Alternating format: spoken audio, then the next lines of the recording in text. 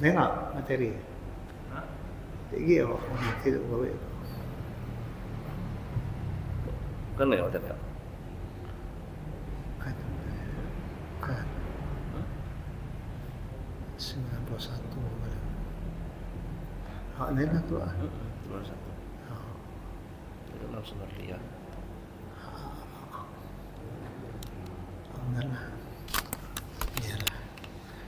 Materi Lasudi lah kau buat kau. Dari sini. Tulis mana sini kau?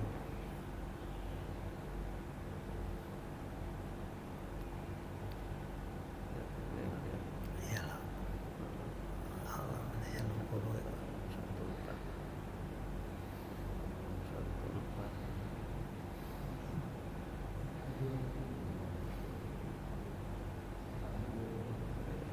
Kecil lah.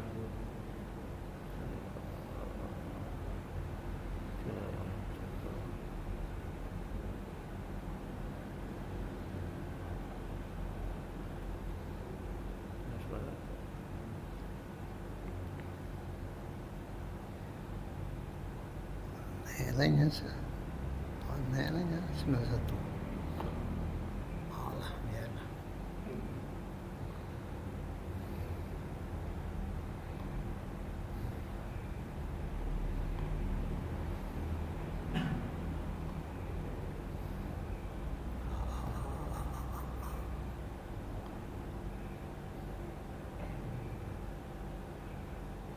Kami lah.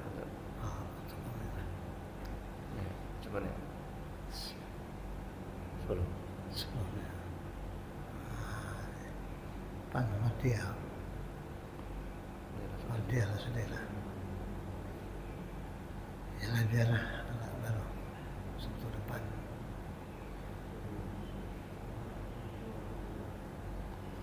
Habis.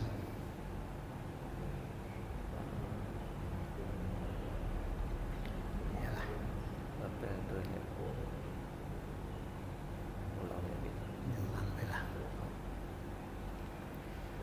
Bismillahirrahmanirrahim. Assalamualaikum warahmatullahi wabarakatuh. Alhamdulillah. Alhamdulillahirabbil alamin. Wassalatu wassalamu ala asrafil anbiya mursalin Sayyidina wa maulana Muhammad wa ala alihi wa sahbihi ajma'in. Bismillah walhamdulillah wassalatu wassalamu ala rasulillah amana billah wa birsulih tawakkalna la hawla wa la quwwata illa billah. Al-Fatihah. A'udzu billahi minasy syaithanir rajim. Bismillahirrahmanirrahim. Alhamdulillahi rabbil alamin. Ar-Rahmanir-Rahim. Maliki yaumiddin. Iyyaka na'budu wa iyyaka nasta'in. Ihdinas siratal mustaqim. Siratal ladzina an'amta 'alaihim ghairil maghdubi 'alaihim waladdallin. Bismillahirrahmanirrahim. Alhamdulillah. Allahumma shalli wa sallim wa barik ala sayyidina Muhammadin. Allahumma adina bi ilman nafi'an wa syarzaqna wa ahdina walhamdulillahi rabbil alamin. Bismillahirrahmanirrahim.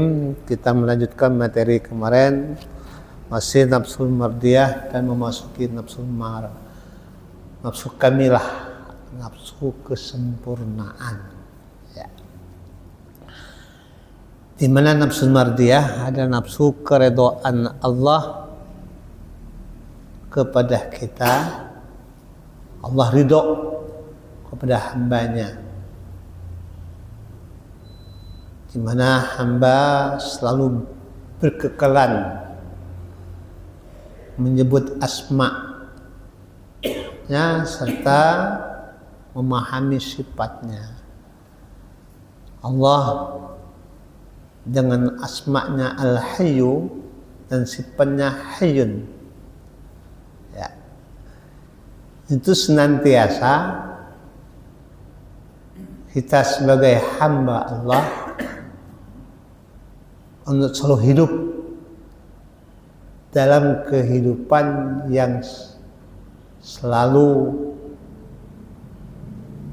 dalam naungan ridho Allah Subhanahu wa ta'ala. Maka ya Hayyu ya Hayyu ya Hayyu ya Hayyu, Zat yang hidup, seperti belah kalimat Allahu, hu Allah. Allahu dikatakan mutasil, menyatakan hakikat. Sebenarnya hu itu menyatakan hakikat kehidupan al-hayyu, zat yang maha hidup. Zat yang maha hidup, semua ya, aktivitas kehidupan kita ini yang Allah anugerahkan, hidup kita, pendengaran kita, penglihatan kita, semuanya dari Al-Hayyu. Allah anugerahkan Al-Hayyu. Apa kalau Al-Hayyu bagi kita? Kita melihat dengan apa kita melihat? Pet.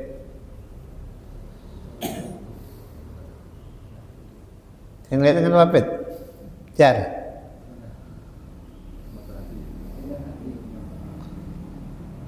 Dengan nyawa. Kita berjalan dengan nyawa. Semuanya itu ditentukan oleh nyawa. Al-Hayyu tadi, Allah zat yang hidup, yang menganugerahkan hayyun, kehidupan bagi kita itu dinyatakan nyawa bagi kita, nyawa bagi kita. Nah, karena kita banyak melihat, orang bisa melihat, orang bisa mendengar, semuanya kita lihat ada orang-orang yang mangkang, ada mata, ada telinga, ada semua, tapi tidak berfungsi lagi karena nyawanya lah dek.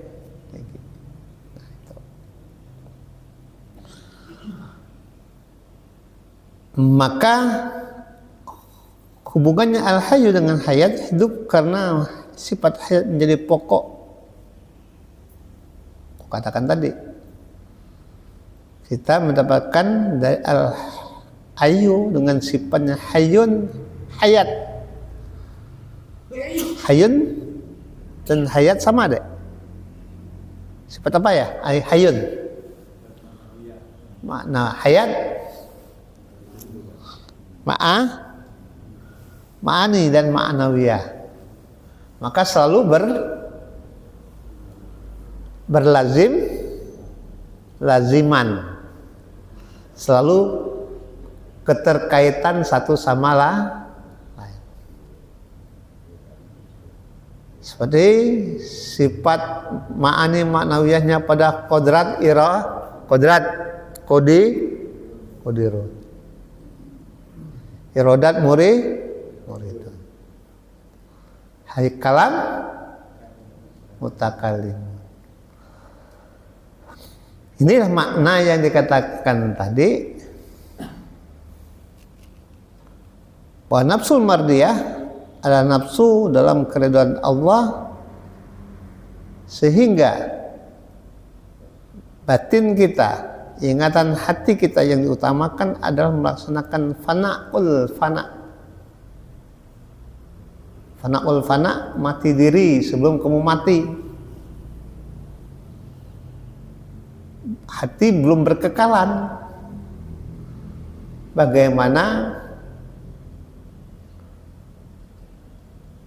Bagaimana kita mengatur kehidupan kita, jangan tersugesti oleh sifat at-takasur, Apa takasur? Sifat apa at-takasur? Sifat yang bisa melupakan alam kubur. Alhaakumut takasur hatta zurtumul maqabir. Maka kalau bahasa ingatan hati yang diutamakan adalah melaksanakan fana wal fana, mati diri kamu sebelum kamu mati, maksudnya itu banyak-banyaklah tazkiratul mauta, mengingat kematian. Ma qaddamat lighat, apa yang kita persiapkan di hari esok.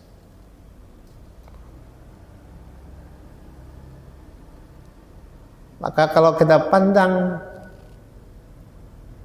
basiroh kita, memandang alam ini,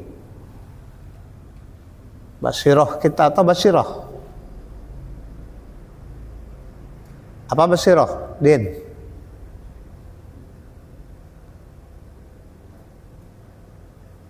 Mana tamalis ya? Apa lis? Basiroh lis?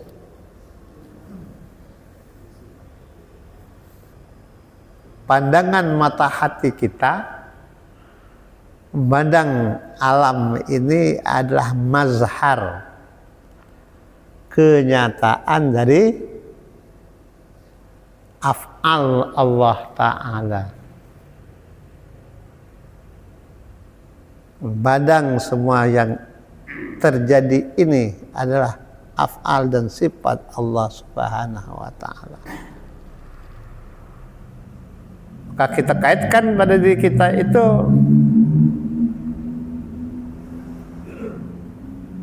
ridho atas segala pemberian Allah.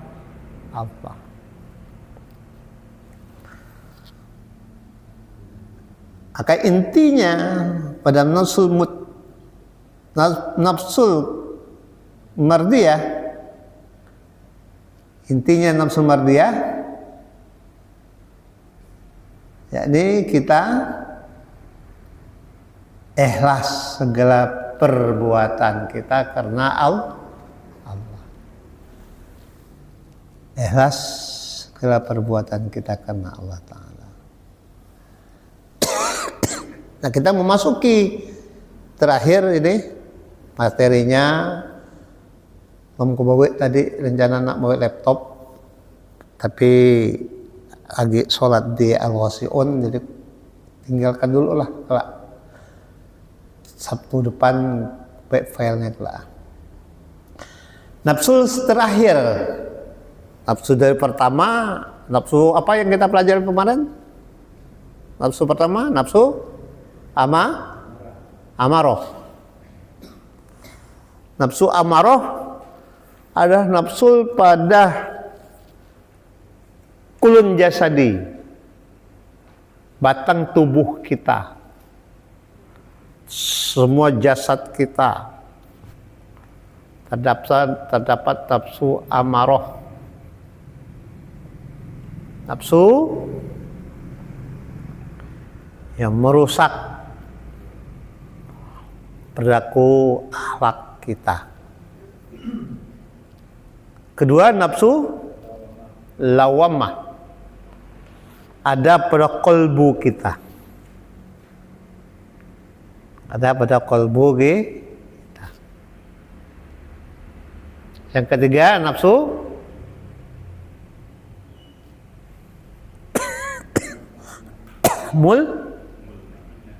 mulhimmah atau mulhamah.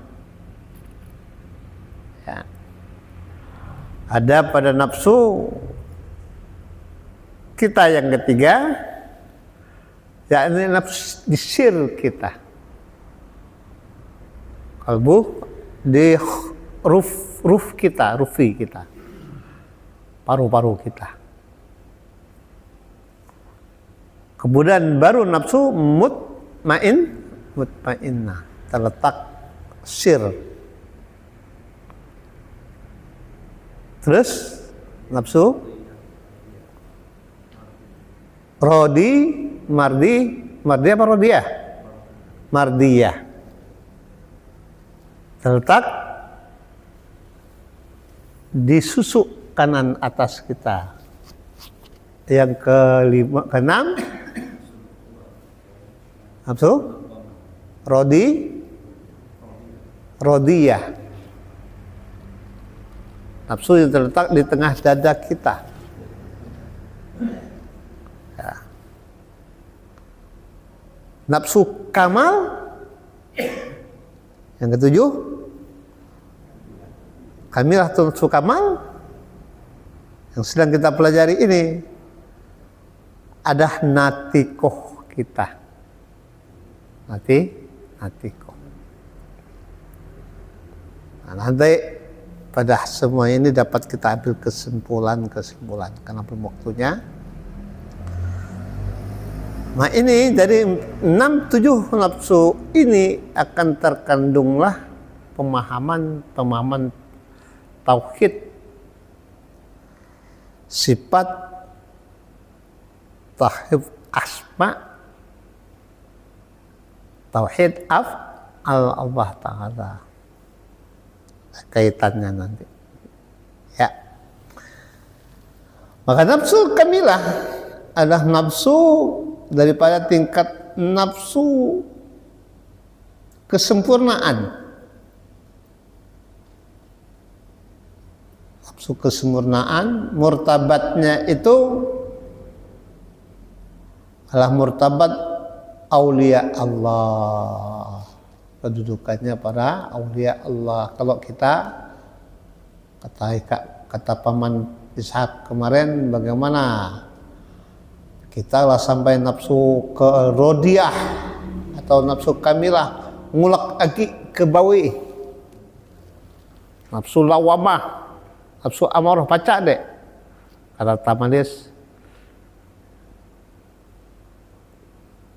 di mana Abdul Somad ya masih celingak-celinguk agi ade. Artinya kalau sampai orang ngatakannya wali ini dua macam.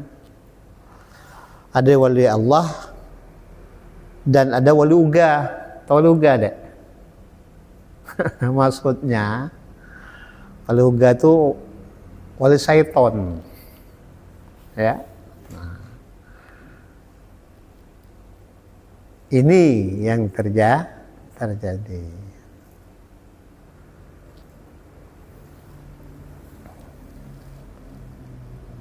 Maka nafsu madumur kamilah ada nafsu yang murtabatnya khawasul khawas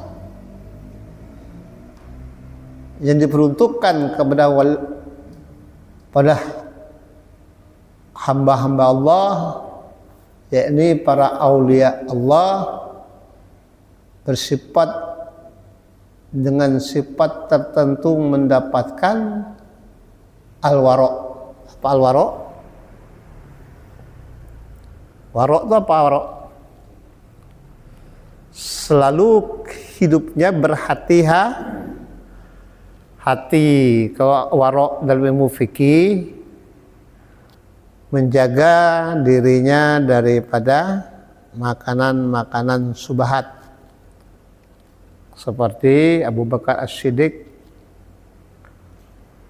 diajak temannya makan sama-sama, rupa duit rezeki orang itu dapat bantuan dari temannya itu dulunya pernah menjadi seorang kahin, pacaran nyampi orang, seperti duit loh orang. Nah, ngajak Abu Bakar As-Siddiq makan sama cerita hal itu. Setelah makannya dikorek oleh Abu Bakar As-Siddiq mulutnya sampai sudah muntah. Makanan-makanan yang bersifat subahat. Tahu maksud sifat subahat? Sifat meragukan. Kalau Sayyidina Abu Bakar terjaga, kita tidak terjaga. Banyak kita ini banyak makanan subhat. Sumber rezeki kita halal. Kita belajar pun yang halal. Tetapi tanpa kita sadari, misalkan kita beli ayam di pasar, kita nengok orang mutong, timbullah keraguan. Nah itulah namanya subhat. Begitu juga dalam hal akidah, waroknya orang ahli tauhid, berjaga-jaga janganlah berpaling selain Allah. Seperti kata Pak Irfan kemarin, orang yang istidraj, mahir dalam hal ilmu gaib tadi. Gaib yang bagaimana? Keyakinan yang bagaimana? Logikanya yang baca bismillah dan sebagainya. Tapi ada keyakinan selain Allah tanpa si pengetahuan orang yang berobat. Nah inilah namanya subhat dan keyakinan. Maka nafsu kamilah, kesempurnaan khawas terjaga dalam kehidupannya, benar-benar 100% dalam bimbingan Allah Subhanahu wa ta'ala. Guru dulu makan obat tonikum bayar, asa taruh obat sirup tonikum bayar tadi nak masuk ke mulutnya, tangannya bukan langsung dinumpahkan, tuang lagi bukan lagi numpahkan. Bertanya dalam hatinya, kenapa hal ini terjadi? Hatinya menjawab bahwa di dalam tonikum bayar itu wallahu a'lam ada sedikit 0,00 sekian alkoholnya. Nah, artinya dia terjaga dari makanan-makanan subhat seperti itu. Yang almarhum guru dulu, ya itu, ya. Perjalanannya bilah dengan Allah, yakni dengan kodrat Allah.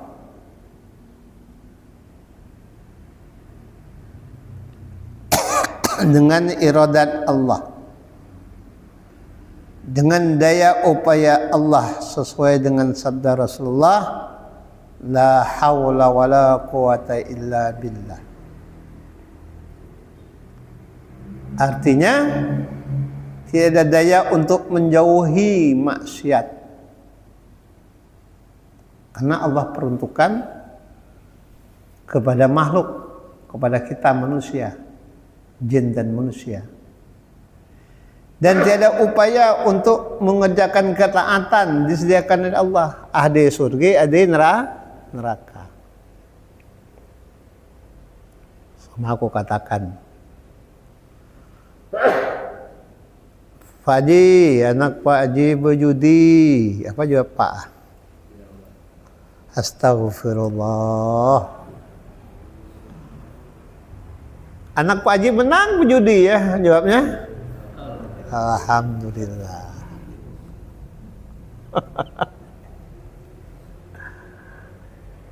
Inilah hakikat la haula wala quwata illa billahnya terhapus. La haula wala quwata, tidak ada daya upaya bagi kita untuk mencegah satu maksiat, sudah harus sediakan. dan tidak ada daya upaya kita untuk ketaatan, semuanya sudah disediakan oleh Allah tanpa izin Allah kepada kita. Maka kita illa billah, melainkan orang yang mendapatkan billah, bimbingan Allah, mendapatkan keridhaan Allah, mendapatkan pemeliharaan Allah. Contoh, di negara kita pulang pergi ibadah ke Mekah Senin, tapi agenda dakwahnya korupsi. Nah, ini kan suatu gambaran kepada kita. Maka tidak ada daya untuk menjauhkan maksiat bagi kita, bukan kita ingin melakukannya, karena kita sudah diberi akal.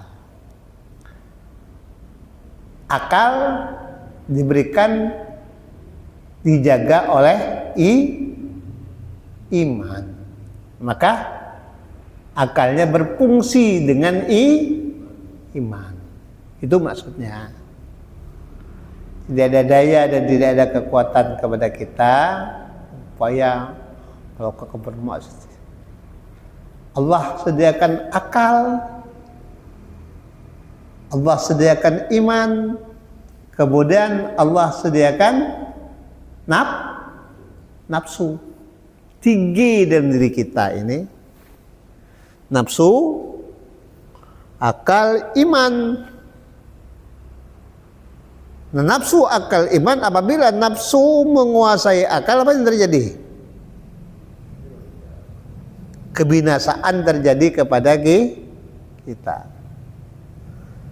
Kerusakan akal menjadi asfala safilin. Seburuk-buruknya kita kembali dalam keburukan. Kalau nafsu menguasai akal. Tapi akal dibimbing oleh iman, maka sebaik-baiknya kita. Ahsani taqwim, kesempurnaan yang baik untuk kita. Akal dibimbing oleh iman. Iman itu mendapatkan bimbingan izin dari Allah. Iman itu mendapatkan bimbingan dari Allah. Maka adik iman kita, seperti kata orang, iman kita itu seperti kulit bawang. Kulit bawang tipis atau tebal? Tipis. Begitulah iman kita. Bisa menjadi tebal dengan izin Allah. Billah. Dengan kodrat Allah, dengan iradat Allah, dengan ketentuan-ketentuan dari Allah Subhanahu wa ta'ala. Maka kata Rasulullah, kita disuruh memperbaharui iman kita, karena iman kita tadi tipis seperti kulit bawang. Kaif ya Rasulullah nunajjidu imanana, bagaimana ya Rasulullah kami memperbaharui iman kami? Fa'aksiru kalimatul la ilaha illallah, perbanyakkanlah menyebut kalimat la ilaha illallah. Bagi orang Arab ngerti, bagi kita la ilaha illallah di ujung mulut, la ilaha illallah, la ilaha. Tapi maknanya tidak maka maknanya harus memahami ilmu tauhid. Perbaharui iman untuk memahami ilmu tauhid, ilmu tentang mengesahkan Allah. Tersebut dipahami isi tauhid, kalimat la ilaha illallah. Itulah memperbaharui iman kita.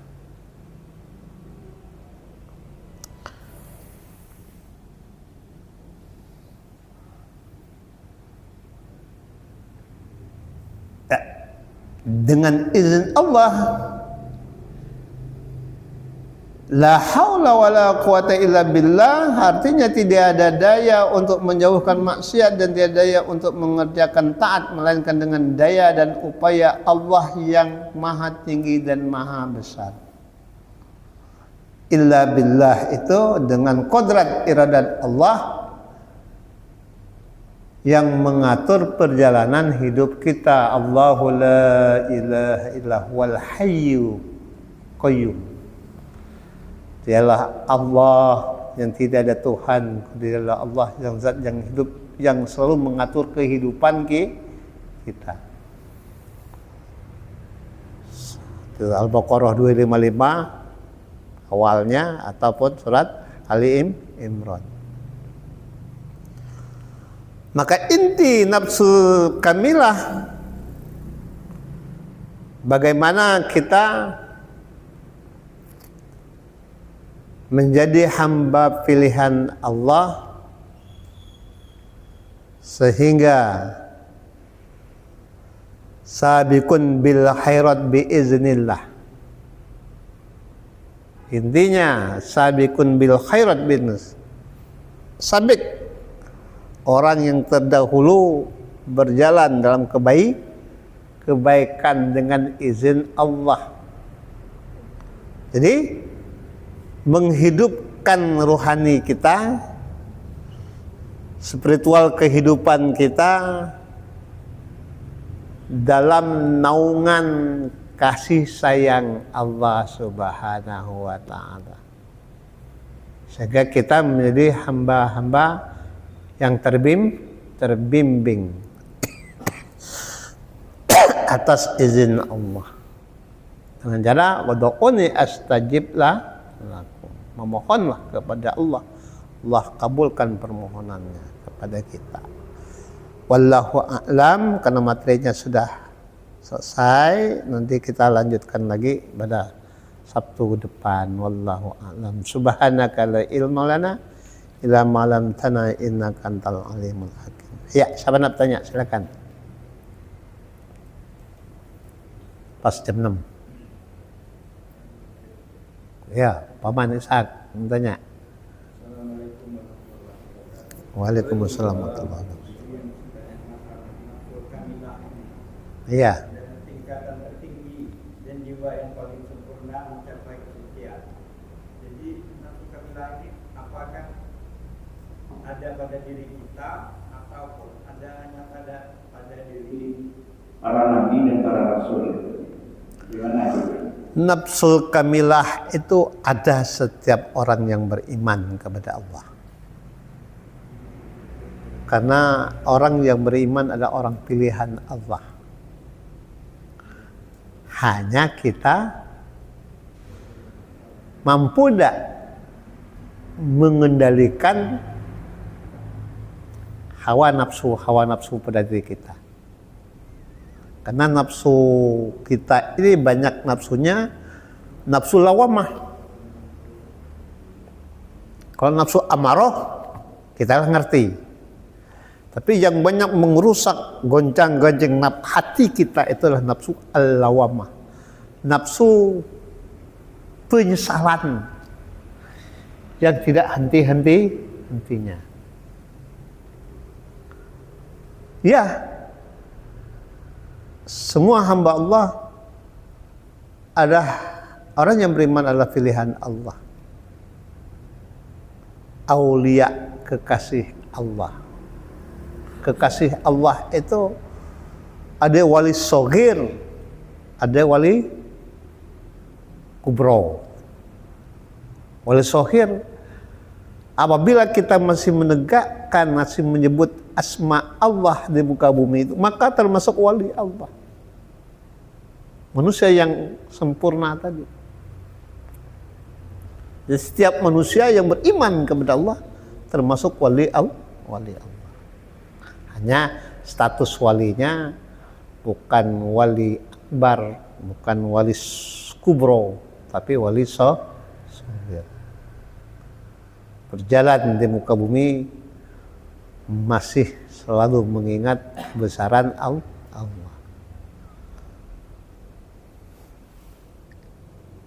Karena kita lihat kulit bawang tadi, kulit bawang Bombay tipis lah, ya kulit bawang tipis. Tapi pada wali kubro, ya, wali kutub dan sebagainya itu milik Allah, orang-orang yang pilihan oleh Allah. Jadi kalau kita ini memiliki nafsul kamaliyah, tetap memiliki.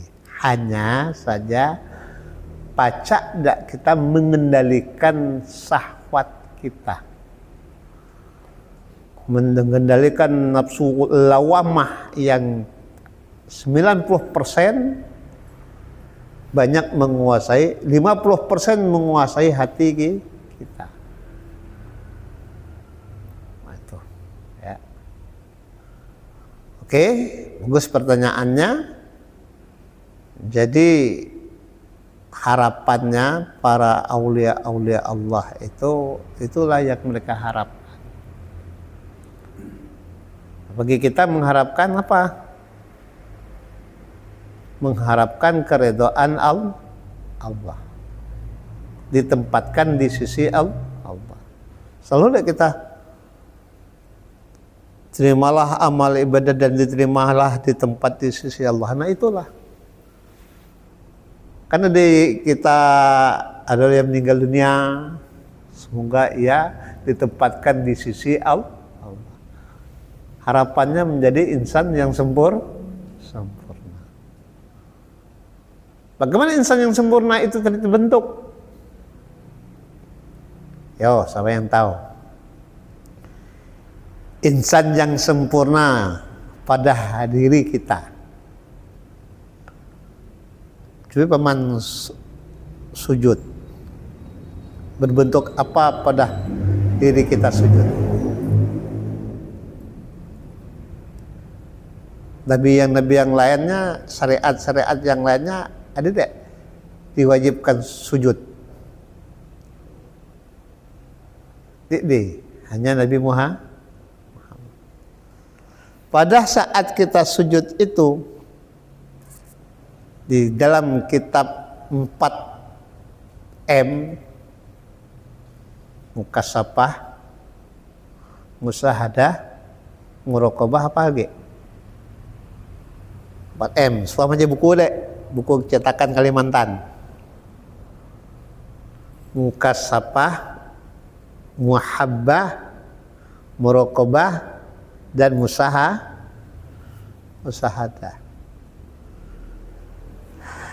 Insan yang sempurna dengan nafsul kamilahnya adalah hamba Allah yang sujud di hadapan Allah subhana rabbiyal a'la wa bihamdi. Maka itulah kesempurnaan bagi hamba pilihan. Hamba pilihan itu Muhammad. Muhammad memancarkan nurnya. Bapak segala ruh adalah Muhammad. Lembaganya batang tubuh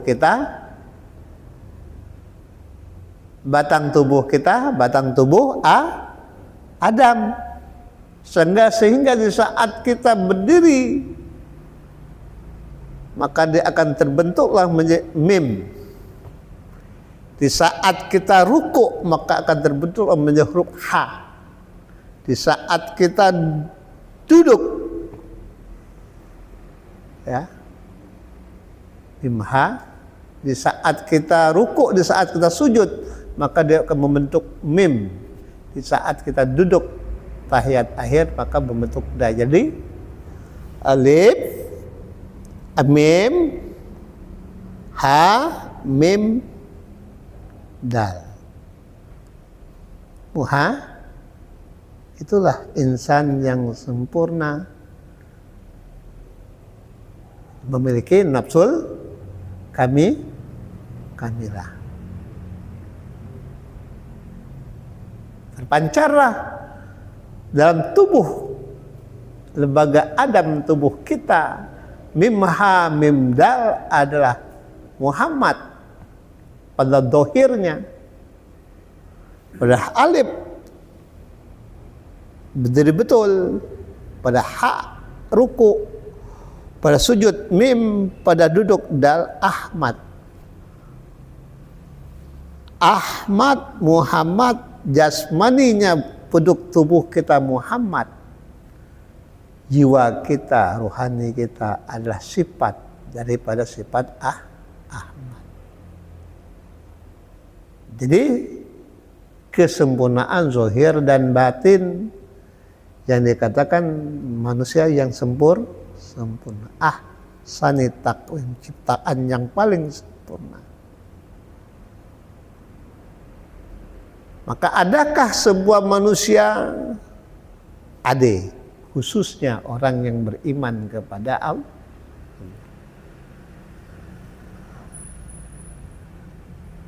bukan kita mengatakan kita wali Allah, tapi dalam kitab wali shogir, wali kecil, siapapun di muka bumi ini hidupnya masih menjadi asma Allah, maka disebut adalah sebagai khalifah Allah di muka bumi. Khalifah Allah di muka bumi sebagai wali Allah, kekasih Allah. Kalaulah hatinya dek suahagi sembahyang, tubuhnya dek sembahyang 5 waktu, tapi nya ngaku Islam, dia berjalan di muka bumi, ya mencadit nama, mencadit nama. Apa mencadit? Kata Abu Bakar As-Siddiq, bangkai berjalan, bangkai hidup berjalan, tapi dia menginjak bumi Allah, maka dia malu di hadapan Allah. Oke, siapa yang bertanya lagi? Silakan. Ya. Waalaikumsalam.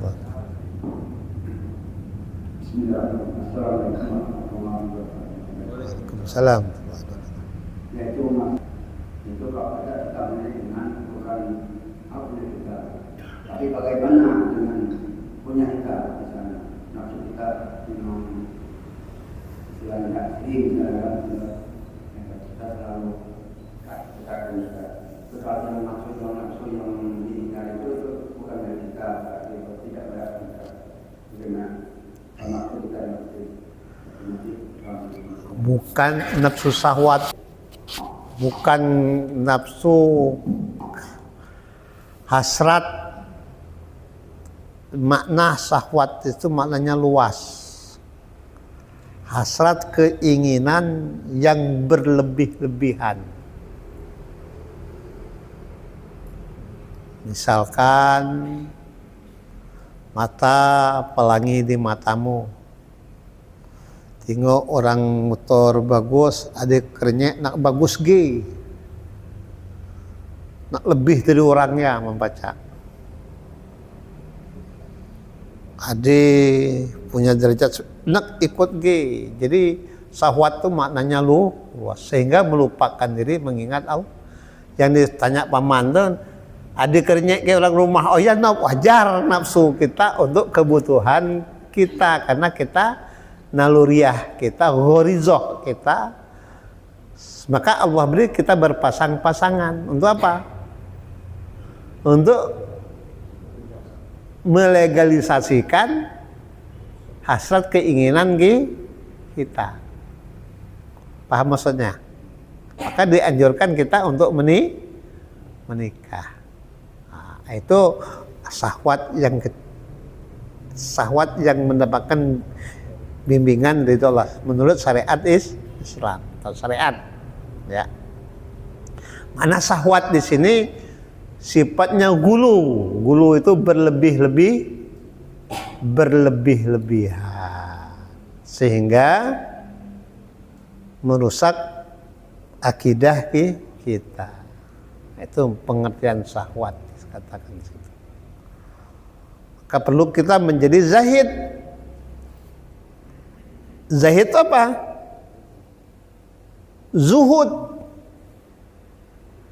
Orang yang mengasingkan dirinya dari hal-hal yang berlebihan, artinya dia bisa mengendalikan hawa nafsunya dengan jadi orang yang zahid. Orang yang bisa mengendalikan hawa nafsunya dengan kehidupan qanaah. Cukup segala pemberian Allah dia rasakan semuanya dengan ungkapan hamdalah. Nah itu, jadi syahwat itu bukan memaknakan kita harus meninggalkan sehingga di nyuat orang rumah lagi berusi pulih mulai ya. Untuk apa kita tidak ke rumah lagi? Maksudnya syahwat yang gulu, yang berlebih-lebihan. Contohnya, memang kalau An-Nisa ayat berapa ya? Tuba wal sulasa ruba'a. Kan potongan ayatnya boleh kita beristri lebih daripada satu sampai 4. Itu kan ketentuan dalam Al-Quran. Tapi lanjutan ayatnya kamu tidak akan mampu. Nah, tanya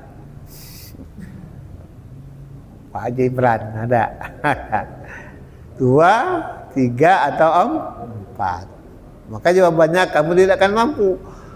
Maka lanjutan ayat 29 penekanannya surah An-Nisa 2 dengan An-Nisa 29 Allah nyatakan tidak akan mampu kamu lebih daripada 1. Kalau lebih daripada 1, 2, 3, nah itulah yang namanya tadi banyak menguasai syahwatnya. Paham maksudnya? Memang dalam aturannya mampu, kalau 4 mampu, alhamdulillah. Tapi berlaku adil lah yang jadi permasalahannya. Nah, pasti berlaku adil seperti kita. Kita punya anak 4. Punya anak 4, harta kita lah kita beri pendidikan. Dan akhirnya anak bungsu semua milik rumah kita untuk anak bungsu nih. Anak 1, 2, 3 nya diirahkan. Tidak berlaku adil. Kan ada yang benar.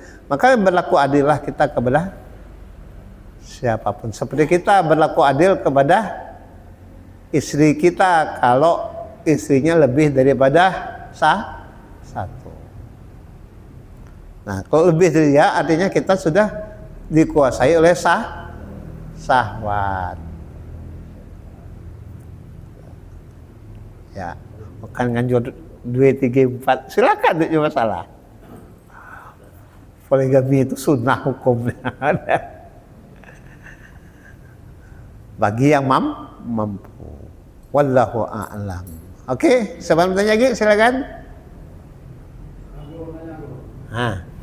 Agak poligami ini kan? Bahwa orang yang meninggalkan sholat itu dengan secara sengaja itu adalah kafir. Macam mana itu lanjutannya? Kalau kata kafir itu, ada kafir itu artinya apa? Kafaro artinya menyelimuti, tertutup. Apa yang tertutup? Imannya, keyakinannya. Otomatis memaknakan arti secara zahirnya kasarnya ingkar kepada Allah. Nah, di dalam kitab Zen Sukri, kafir itu dibagi 4. Ada kafir inat, ada kafir junud, ada kafir nifak, ada kafir mutlak. Nah, kafir yang mana? Kalau tegasnya orang Arab dulu menegaskan kafir tidak sholat itu mutlak. Pembeda antara orang Islam dengan orang non-Islam adalah sholat. Pembeda antara orang Islam dengan non-Islam itu adalah nyane KTP-nya Islam. Dia tidak sholat, maka dia dikatakan kafir inat. Apa kafir inat? Batang tubuhnya Islam tetapi hatinya tidak Islam. Tahu maksudnya? Batang tubuhnya Islam, KTP-nya Islam, mengaku 2 kalimat syahadat, tahunya di mulut. Mengerjakan sholatnya tahu, tapi dia tidak ia kerjakan. Namanya kafirnya kafir munafik. Inat namanya. Kafir junud, rata-rata kita ini kafir junud apa? Batang tubuhnya Islam, hatinya Islam, tetapi dia banyak tidak berterima kasih kepada Allah. Maka dikatakan kafir junud. Maka kafir nikmat, tidak mensyukuri nikmat pemberian Allah. Nah itulah. Jadi kita ini banyak sesama kita KTP-nya Islam, asal sembahyangnya hanya setahun. Tahun berapa kali? Setahun 2 kali. Sembahyang apa nama? Ayalahnya. Ada, lu kali gi ke masjid asal raya, kamu takut sapnya hilang. Sap depan. 5:30 pagi lah, selesai sembahyang subuh lah datang di masjid. Setahun 2 kali. Nah itu namanya kafir junud.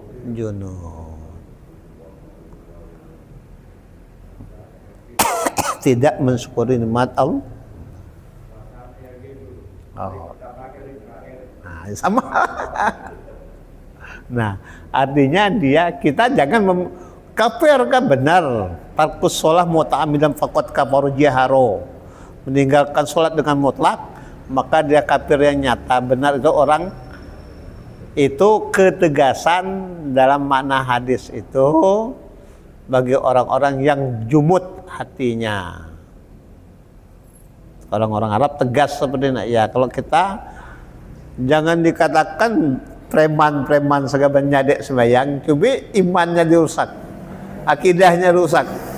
Contohnya orang di rubuh masjid, bukan orang alim yang datang lo kali, preman lo kali mek barang.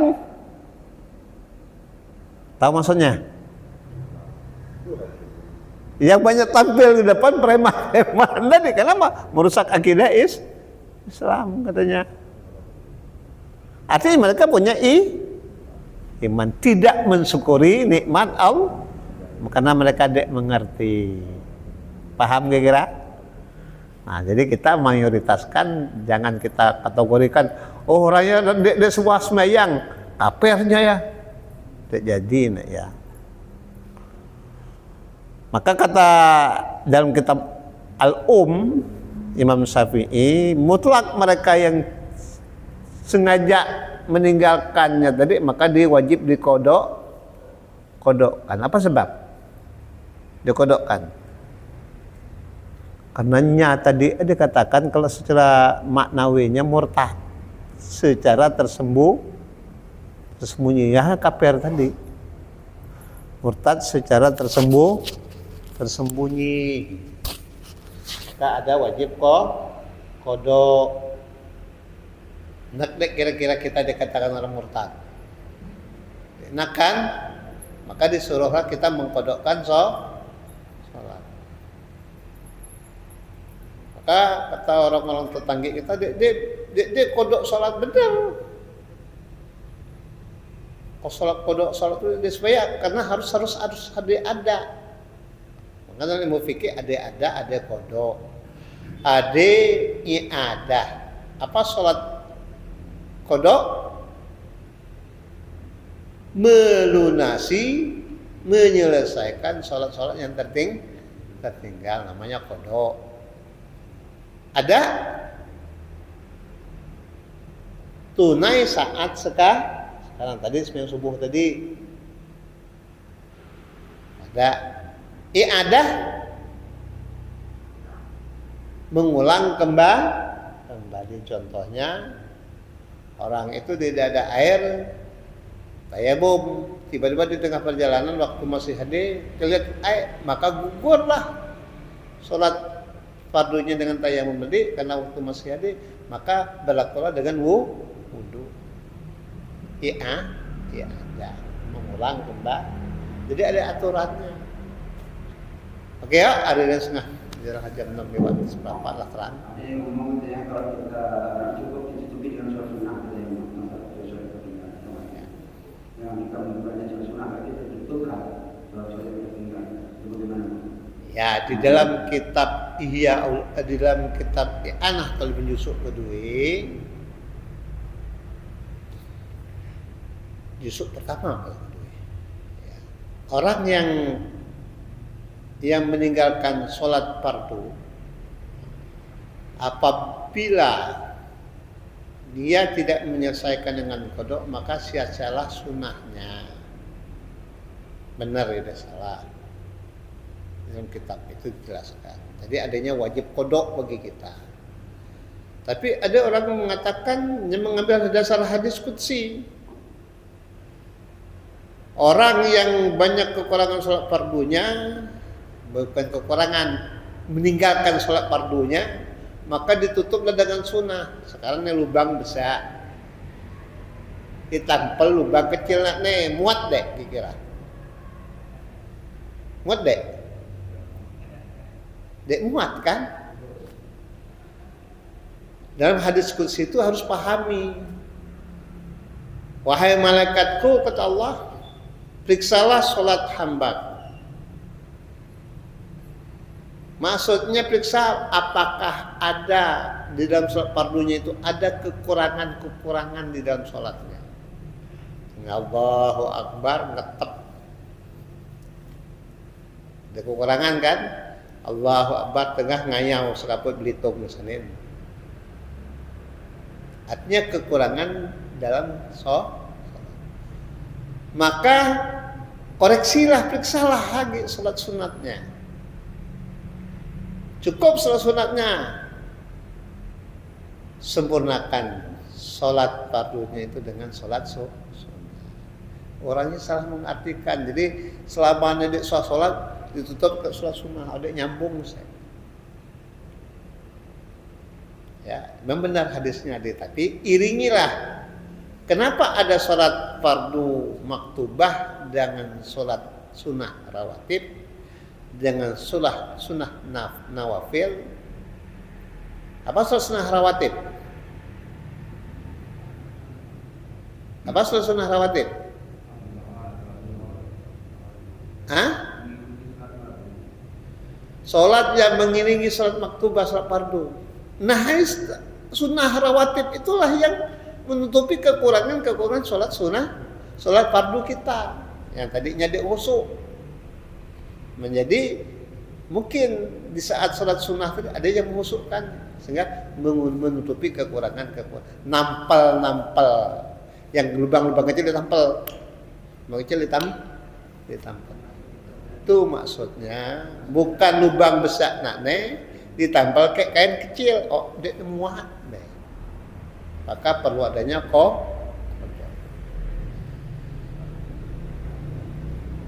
Jadi cara memahami hadis qudsi tersebut. Ya. Oke. Lahak kita.